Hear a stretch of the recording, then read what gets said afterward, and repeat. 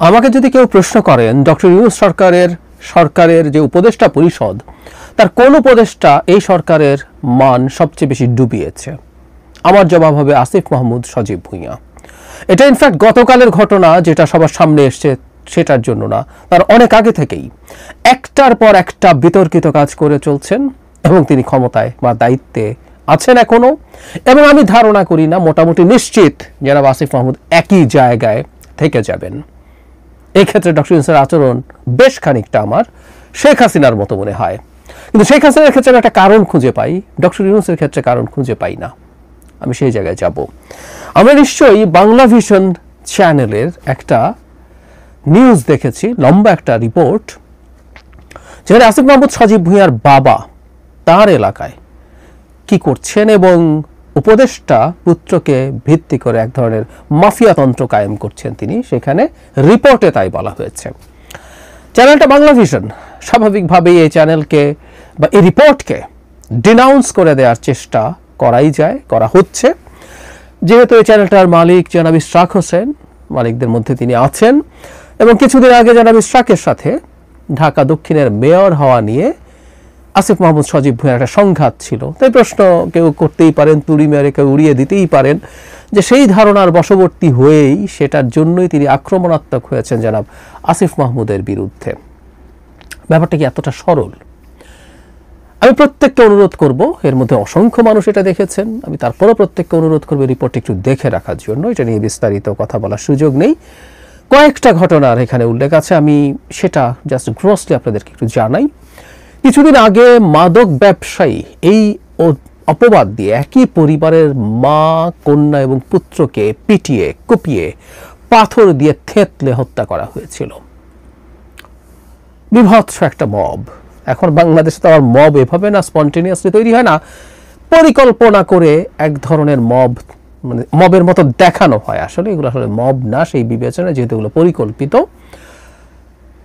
এখানে দেখা যায় যে ঘটনার মধ্যে প্রচুর রাজনৈতিক দ্বন্দ্ব ছিল এবং রাজনৈতিক দ্বন্দ্বগুলোর কারণেই আসলে এখানে হত্যাকাণ্ডটা হয়েছে, এই রিপোর্টে যা বলা হচ্ছে।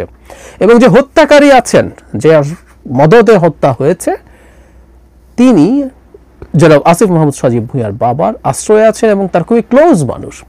এবং খুবই ইন্টারেস্টিং, একজন আওয়ামী লীগের সময় একজন আওয়ামী লীগ করা চেয়ারম্যান ওখানে এখনো বহাল তবিয়তে আছেন এবং জনাব আসিফ মাহমুদ সজীব ভুঁইয়ার বাবার সাথে তিনি ঘুরে বেড়ান এবং তাকে নিয়েই আসিফ মাহমুদ সজীব ভুঁইয়ার বাবা এই কাজগুলো করেন। আরও ইন্টারেস্টিং তথ্য আছে, আওয়ামী লীগের এমপি ছিলেন ওই সিটে যিনি, ইউসুফ আবদুল্লাহ হারুন সম্ভবত, তার ওখানে যখন নির্বাচনী ক্যাম্পেইন হয় সেই চেয়ারম্যান এবং আসিফ মাহমুদ সজীব ভুঁইয়ার বাবা আওয়ামী লীগের হয়ে সেই স্টেজে নৌকার পক্ষে ভোট চেয়েছেন। রিপোর্টে আছে এগুলো। সেই পরিবারের বেঁচে থাকা সদস্যরা পালিয়ে বেড়াচ্ছেন এবং তারা জীবনের হুমকির মুখে আছেন, কারণ তারা এই ঘটনার সাথে আসিফ মাহমুদ সজীব ভুঁইয়ার বাবা আসিফ মাহমুদ সজীব ভুঁইয়া একে দায়ী করছেন। এটা একটা ঘটনা। আরেকটা ঘটনার দিকে আমি একটু দৃষ্টি দিতে চাই। তিনটা ঘটনার কথা আছে, তিনটা পরিবার এলাকা ছাড়া এক ব্যবসায়ীর কথা আছে, আমি সেটার দিকে যাচ্ছি না। সবচেয়ে মর্মান্তিক এবং বিভৎস যে ঘটনা, এটা ভয়ঙ্কর, একটু আগে যেটা ঘটলো সেটা তো বিভৎসতম, এই ঘটনাটাও আমাদেরকে অনেক টাচ করবে। একজন স্কুল শিক্ষিকা, তিনি সনাতন ধর্মের, আসিফ মাহমুদের বাবা যে স্কুলের হেডমাস্টার, তার অ্যাসিস্ট্যান্ট হেডমাস্টার ছিলেন তিনি, সেই নারীর শিক্ষকের এক বিভৎস নির্যাতনের বর্ণনা তার বয়ানেই আছে। আমি শুনতে বলবো, ওটা নেওয়া যায় না। কিভাবে তাকে আটকে রেখে নির্যাতন করা হয়েছে, ঘন্টার পর ঘন্টা তাকে বিবস্ত্র করে ফেলার চেষ্টা করা হয়েছে, অনেক ক্ষেত্রে শরীরে জখম হয়েছে। এখানেও মব, পরিকল্পিত মব, এক আরেক নতুন জিনিস বাংলাদেশে। তারপর তাকে স্কুল থেকে বের করে গ্রামে অবমাননাকর ভাবে ঘোরানো হয়েছে। জানা যায় সেটা হচ্ছে আসিফ মাহমুদের বাবা স্কুলের টাকা চুরি করেছিলেন, সেটা তদন্ত হয়, সেটা নিয়ে ব্যবস্থা হয়। সেই সময় এই শিক্ষিকা সেই স্কুলেই ছিলেন, সেই ক্ষোভ তিনি উগরে দিয়েছেন, কারণ তার এখন হ্যাডাম তৈরি হয়েছে না, তার ছেলে উপদেষ্টা হয়েছে, এবং এই ধরনের অক্ষম মানুষের হাতে, যে খুবই নন সিগনিফিক্যান্ট মানুষ, তার হাতে যখন ক্ষমতার হ্যাডাম যায়, তাদের পরিস্থিতি কোন জায়গায় যায় আমরা দেখতে পাচ্ছি। ছেলে বলি আর বাবা বলি, অত্যন্ত প্রান্তিক জায়গায় থাকা মানুষের হাতে ক্ষমতায় যাওয়ার এক বিভৎস পরিস্থিতি তৈরি হয়েছে। কোনো একদিন খোলামেলাভাবে হয়তো কিছু কথা বলবো। বিভিন্ন জায়গায় আরো নানান কিছু, ওর পুকুর দখল করো, মাছের যে পুরো সব চাষ হচ্ছে সেটা সহ দখল করে ফেলো, হেন কিছু নেই তিনি করছেন না।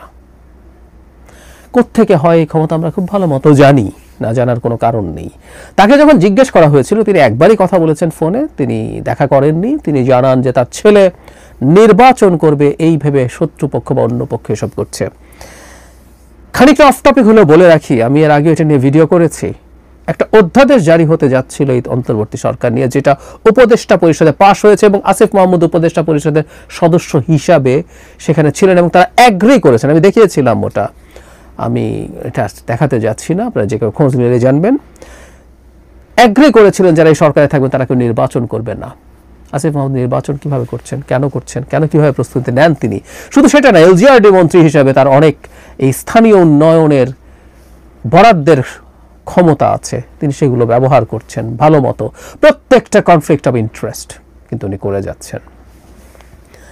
আমি প্রিভিয়াস কিছু জিনিস একটু যোগ করতে চাই। তার বাবার সূত্রে, তার বাবা একবার ঠিকাদারি লাইসেন্স করেছিলেন হঠাৎ করে।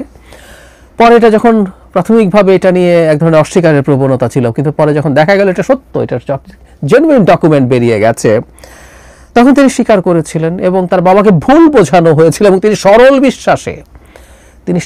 বিশ্বাসে এসব করেছেন। এখানে একটু বলে রাখা ভালো যে স্কুল টিচারের ক্ষেত্রে বিভৎসতা ঘটানো হলো, সেখানে আসিফ মাহমুদের বাবাকে ভিডিওতে দেখা যায়, যে কেউ দেখতে পারেন, আবার বলছি ভিডিওটা, রিপোর্টটা পুরো দেখে নেবেন। যাই হোক, তার বাবা নাকি সরল বিশ্বাসে ওই ঠিকাদারি লাইসেন্স করেছিলেন। আমরাও সরল বিশ্বাসে যেন মেনে নেই তিনি এটা এক্সপেক্ট করছেন। সরি, আমরা মন্ত্রী না, কিন্তু আমাদের মাথায় খানিকটা বুদ্ধিশুদ্ধি আছে। কেন এইসব ঠিকাদারি লাইসেন্স করা হয় সেটা আমরা জানি। আরও কয়েকটা জিনিস যোগ করতে চাই। তার এপিএসকে দায়িত্ব থেকে সরানো হয়েছে, শুধু সেটা না, তাকে দুদক ডেকেছে, তার বিরুদ্ধে তদন্ত হচ্ছে, তার বিদেশ যাত্রা স্থগিতাদেশ আছে, মানে দুদক যথেষ্টই প্রমাণ বা তথ্য তাকে নিয়ে পেয়েছে। এখন আমার প্রশ্ন হলো, এপিএস খারাপ, উপদেশটা ভালো, উনি সৎ, কিন্তু আমরা এটুকু কাণ্ডজ্ঞান আমাদের আছে যেটা দিয়ে আমরা বুঝতে পারি এপিএস এর এই টাকার উৎস, এই হ্যাডাম তৈরি হয় আসলে একজন উপদেষ্টার কারণে। খুব সহজ অঙ্ক, রকেট সায়েন্স না। সেই উপদেষ্টাকে কেন জিজ্ঞাসাবাদ করা হচ্ছে না?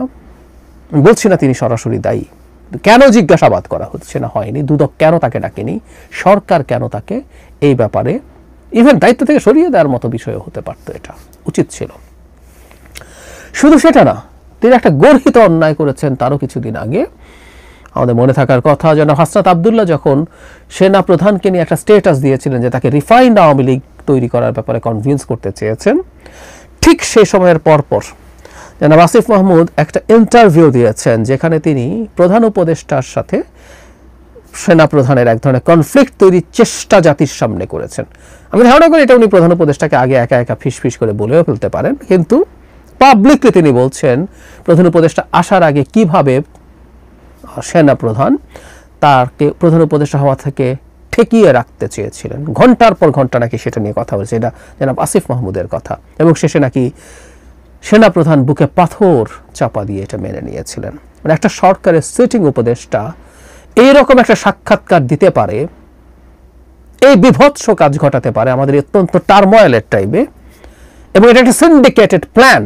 এবং এই আসিফ মাহমুদের এই সাক্ষাৎকার দেখিয়ে একজন খুব গুরুত্বপূর্ণ সোশ্যাল মিডিয়া ইনফ্লুয়েন্সার দাবি করেছিলেন যে এটা তার পরিকল্পিত, কারণ দুদিন আগে তিনি ওয়াকার কিছু একটা নেগেটিভ একটা কিছু পাবে, বোমা ফাটাবে, এটা উনি আগেই বলে রেখেছিলেন। পরে এই ভিডিওটা দেখিয়ে তিনি বলেছেন ওয়াকার সেটা পেয়েছে। তো তার মানে একজনের সাথে যোগসাজশে তিনি এই কাজগুলো করছেন সরকারে বসে বসে, এবং তাকে রেখে দেয়া হলো।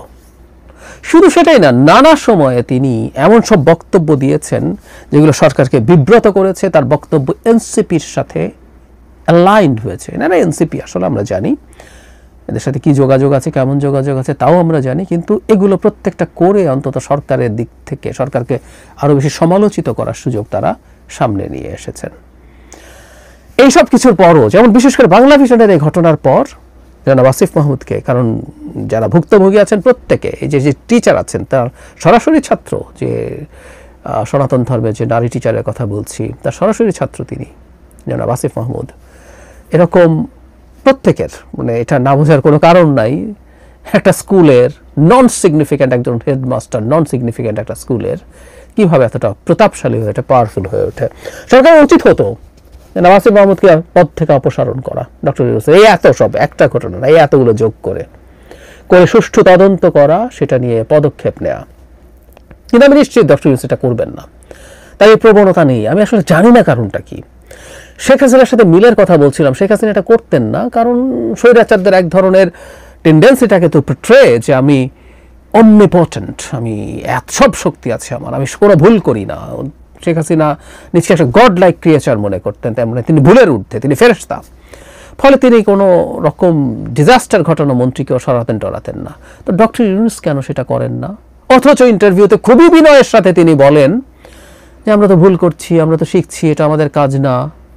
যদি এগুলো হয়েই থাকে, ভুল শোধরানো তো চেষ্টা করা দরকার।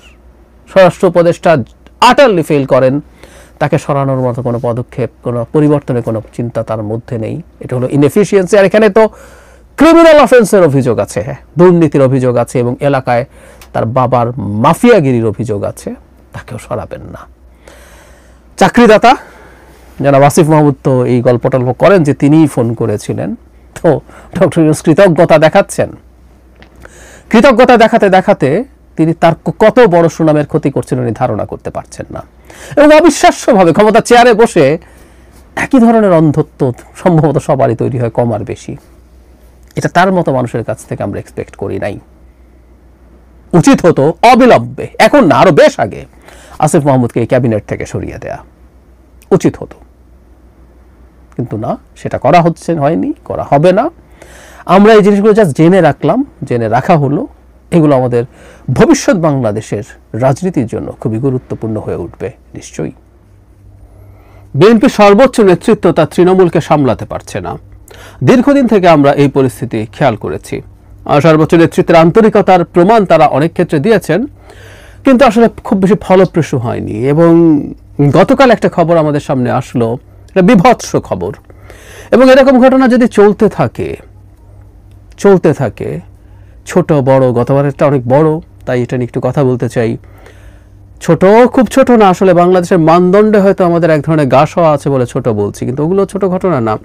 এভাবে ক্রমাগত ঘটনা ঘটতে ঘটতে মানুষের অভিশাপ কামাচ্ছে বিএনপির এই তৃণমূল নেতৃত্বকর্মী, এবং দিনের শেষে এটা দলের উপরে প্রভাব পড়বে, পুরো ছারখার হবে, এই পরিস্থিতি আছে। এবং বিএনপির মতো একটা দল এই দিকে যাওয়া রাষ্ট্রের জন্যই ঝুঁকিপূর্ণ, শুধু বিএনপির জন্য না, আমাদের এই রাষ্ট্রের জন্যই খুবই ঝুঁকিপূর্ণ। সেই প্রসঙ্গে আসবো। কেন বলছি কথাগুলো?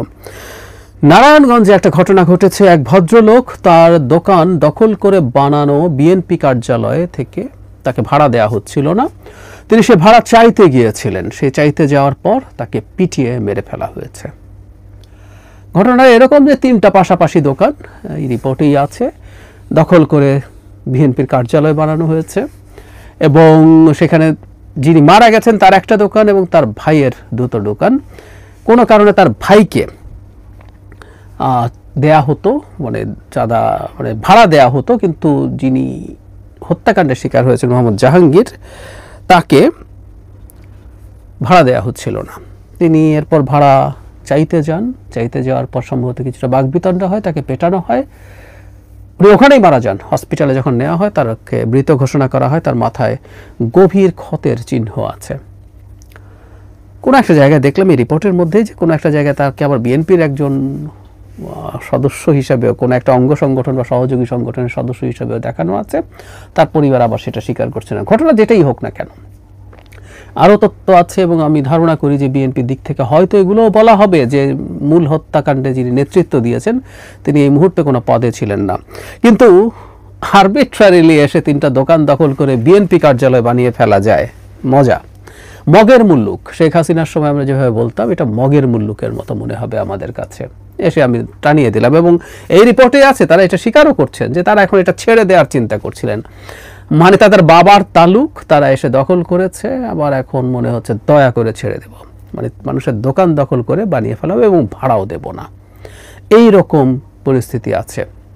আমি জানি আমাকে অনেকে আমার মন্তব্যে প্রচুর লেখেন যে বিএনপির চাঁদাবাজি নিয়ে আমি কথা বলি না কেন। আমি প্রচুর কথা বলি, আসলে আপনারা না জেনেই লেখেন এগুলো।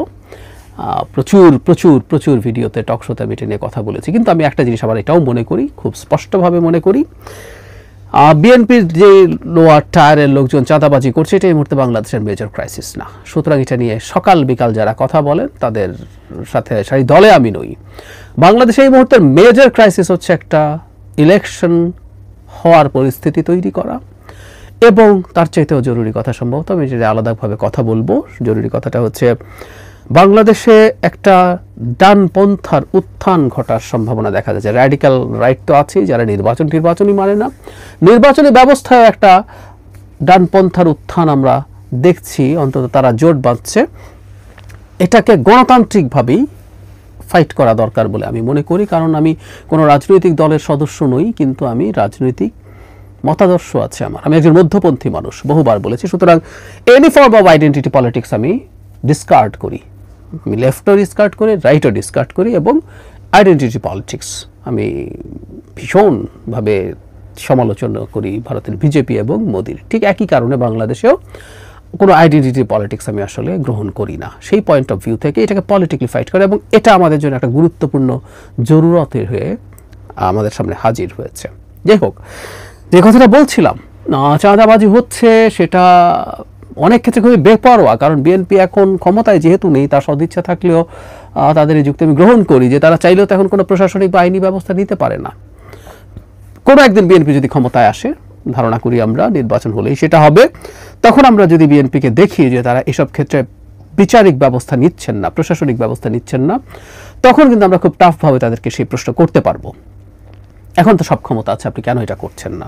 এখন মানে এই ইন্টারিম সরকারের সময় তারা সর্বোচ্চ বহিষ্কার করতে পারেন, আই অ্যাগ্রি, এবং এই বহিষ্কার করেও এটা আসলে যথেষ্ট হয়ে ওঠে না, কারণ তাদের বিরুদ্ধে যদি প্রশাসনিক ব্যবস্থা না হয় তাহলে তো হবে না। এবং এই কনস্পিরেসি আছে, এই কনস্পিরেসি থিওরি আছে বা অল্টারনেটিভ থিওরি আছে যে বিএনপিকে এরকমভাবে এসব নানা অপরাধে জড়ানো অবস্থায় রেখে ব্যবস্থা না নিয়ে তাকে অজনপ্রিয় করে তোলা হবে, যাতে অন্য দলগুলো নির্বাচনের সুবিধা পায়। খুবই লজিক্যাল শোনায় না, কারণ না হলে ইন্টারিম সরকার কেন এগুলোর বিরুদ্ধে ব্যবস্থা নেবে না? তাকে আমরা পোষিত এসবের বিরুদ্ধে ব্যবস্থা নেওয়ার জন্য। আমরা দেখতাম যে বিএনপির লোকজনকে যদি চাঁদাবাজির অভিযোগে ধরপাকড় করার পর বিএনপির পক্ষ থেকে কোনো নেগেটিভ অ্যাটিটিউড দেখানো হচ্ছে, উই আর দেয়ার, আমরা এটা নিয়ে কথা বলতাম। কিন্তু না, আমরা সরকারের দিক থেকে তেমন কিছু দেখছি না। যাই হোক, দিনের শেষে বিএনপির লোকজনকেই আসলে তাদের এইটার যদি সরকার নাও করে, তাদের অজনপ্রিয় হয়ে যাওয়ার মাসুল তাদেরকে দিতে হবে। তার চাইতেও জরুরি কথা, মানুষের উপরে জুলুম যাতে না হয়, জুলুম এই পর্যায়ে যাতে চলে না যায়। জুলুম হয়তো, আমি খুবই প্র্যাকটিক্যাল প্র্যাগম্যাটিক মানুষ, আমরা রাতারাতি বাংলাদেশে সুশাসনের বন্যা বইবে, করাপশন বন্ধ হবে আমি মনে করি না। ইভেন একটা নির্বাচন হলেও এই ঘটনা ঘটবে না, এটা ধাপে ধাপে ধীরে ধীরে আমরা উন্নত হব। কিন্তু আমি বিশ্বাস করি যে এখনকার চাইতে পরিস্থিতি অনেকটা ভালো হবে। এই নির্বাচনের মধ্যে এটা হবে, পরেরটাতে এরকম হবে, তারপরের 5 বছরে হবে, এভাবেই আসলে ধাপে ধাপে এগোবো। কারণ আমাদের সমাজ যে পরিমাণ অপরাধ এবং দুর্বৃত্তকে প্রশ্রয়দানকারী সমাজে পরিণত হয়েছে, সেই সমাজ পরিবর্তন হতে হবে। শুধু রাষ্ট্রের উপরই স্তরে কিছু পরিবর্তন, কিছু পদক্ষেপ নিলে আসলে হয় না। আমাদের এই কথাটা মাথায় রাখতে হবে। কিন্তু ওই যে বললাম, এটা অসীম পর্যায়ে চলে যাওয়া, মানুষের জীবন নিয়ে নেওয়ার মতো পরিস্থিতি করে ফেলা বিভৎস। আমরা এর মধ্যেই জানি বিএনপি তার নিজেদের মধ্যে নানান ভাগ বাটোয়ারার কোন দলে 50-এর বেশি, সংখ্যাটা 100-এর বেশি আসে, এটা ফ্যাক্ট চেকিং প্রতিষ্ঠান চেক করে দেখেছে এটা 50-এর বেশি, তাও সংখ্যাটা হিউজ হিউজ সংখ্যা। তাদের মধ্যে এসব করছেন, এবং এগুলো ক্রমাগত মানুষের মধ্যে অভিশাপ কামাচ্ছেন তারা এগুলোর মাধ্যমে। শেখ হাসিনাকে যে কারণে মানুষ ঘৃণা করত, অপছন্দ করত এবং ঘৃণা করত, শেখ হাসিনা ঘৃণা আর্ন করেছিলেন। আমি দ্য প্রিন্সের এক্সাম্পল দিয়ে, ম্যাকিয়াভেলি দ্য প্রিন্সের এক্সাম্পল দিয়ে বলেছিলাম সেই বিখ্যাত উক্তি যে তুই যদি ভালোবাসা এবং ভয় দুটোই অর্জন করতে না পারো কারো, তাহলে অন্তত ভালোবাসার তুলনায় ভয়টা প্রেফার করো। কিন্তু ভয় এর মূল সমস্যা হচ্ছে এটা ঘৃণা তৈরি করে ফেলতে পারে, এবং প্রিন্সের জন্য ঘৃণার চাইতে ক্ষতিকর কিছু আর হতে পারে না। বিএনপি ঘৃণা তৈরি করছে কিনা খুব দ্রুত তাকে মনে রাখতে হবে, সে অভিশাপ কামাচ্ছে কিনা তাকে বুঝতে হবে, মনে রাখতে হবে। বিভিন্ন জায়গায় মানুষের বিভিন্ন রকম কষ্ট আছে, সংকট আছে। বিশেষ করে শেখ হাসিনা চলে যাবার পর ইনস্ট্যান্ট মেমোরিগুলো যেগুলো আছে, সে মানে বাস্তবে হোক, প্র্যাকটিক্যাল হোক, ইমপ্র্যাকটিক্যাল হোক, সেই স্বপ্নগুলো দেখেছিল যে এখন আমরা এগুলো থেকে অনেকটাই মুক্ত হব, কিন্তু না, সেগুলো যে পর্যায়ে গেছে সেগুলো হ্রাস টানতে হবে। বিএনপির মধ্য থেকে নিম্ন পর্যায়ের কর্মীদের মধ্যে ন্যূনতম কোনো রিয়েলাইজেশন এসছে বলে আমার মনে হয় না। এই মানুষগুলোই মজলুম ছিলেন, অত্যাচারিত হয়েছেন, তারাই এখন জালিম হয়ে উঠছেন। এই প্রবণতা থাকে, এই প্রবণতা যে থাকে না তা না, কিন্তু তারা সেই জায়গায় যদি প্রবণতার মধ্যে ঢুকে পড়েন, সেটা দিনের শেষে দলের জন্য ডিজাস্টার তৈরি করবে। আর আমি প্রায় বলি, শেখ হাসিনার সময় থেকে বাংলাদেশের ভাগ্যের সাথে বিএনপি খুব সিরিয়াসলি জড়িয়ে গেছে লম্বা সময়ের জন্য। শেখ হাসিনার সময় বলতাম এই দলটার হাতেই শেখ হাসিনার পতন হওয়ার সম্ভাবনা আছে একটা পলিটিক্যাল মুভমেন্টের মাধ্যমে, তারই সেই পরিমাণ জনবল এবং শক্তি আছে। এখনও বলছি, বাংলাদেশের ডেমোক্রেটিক ট্রানজিশনের জন্য এখনই তাদেরকে সরকার যদি নির্বাচনে গড়িমসি করে, সেই ক্ষেত্রেও সরকারকে চাপ প্রয়োগ করার ক্ষমতা তাদের আছে। আর তারা তো ক্ষমতায় যাবে, এটা খুবই এক্সপেক্টেড। তারা যদি ক্ষমতায় যায়, তাহলে এই দলটা ভালো চলার উপরে ডিপেন্ড করবে আমাদের ভাগ্য কেমন থাকবে। আমাদের অন্য দলগুলো আরও শক্তিশালী হয়ে ওঠে যখন তারা বিএনপিকে চ্যালেঞ্জ করতে পারবে। সেই পর্যায়ে যাওয়ার আগে বেশ অনেকগুলো বছর আছে, এই সময়গুলোকেই বিএনপির হাতেই হয়তো এই দেশের দায়িত্ব থাকবে। সেটা যদি সত্য হয়ে থাকে, বিএনপিকে ভালো হতে হবে। বিএনপিকে মোটা দাগে, আমি এক্সপেক্ট করছি না বিএনপির কেউ চাঁদাবাজি করবে না, করবে। বিএনপির পর্যায়ে শক্তিশালী দল হলে অনেকেই করত, এটা মোটামুটি নিশ্চিত থাকতে পারি আমরা। যাই হোক, এটা করে ফেলবে, বন্ধ হয়ে যাবে তা বলছি না, আমরা বন্ধ হওয়াটা এক্সপেক্ট করি, কিন্তু রাতারাতি এটা হবে না। কিন্তু সেইখানেও কোন জায়গায় কতটুকু তাদের দিক থেকে সতর্কতা আছে, কার উপরে জুলুম করছে এবং মানুষের জীবন নিয়ে নিচ্ছে, এই পরিস্থিতিগুলো আসলে খুব খুব মনোযোগের সাথে দেখতে হবে। এবং বিএনপির সর্বোচ্চ পর্যায়কে শুধুমাত্র কঠোর স্টেপ তো আছে, আমি জানি না যথেষ্ট পরিমাণ বার্তা পৌঁছানো, কাউন্সেলিং করা হচ্ছে কিনা আমি জানি না।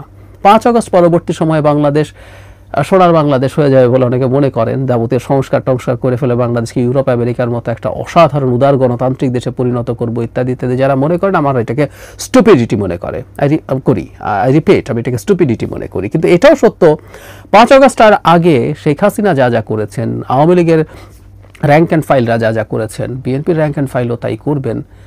এটা মানুষ কোনোভাবেই মনে করে না, এটা কোনোভাবে মানুষ নেবে না। মানুষ অভিশাপ দেবে, অভিশাপ দিচ্ছে। এই অভিশাপে বিএনপির কর্মীরা পড়বেন, তারা এই সতর্কতাটা মাথায় রাখবেন।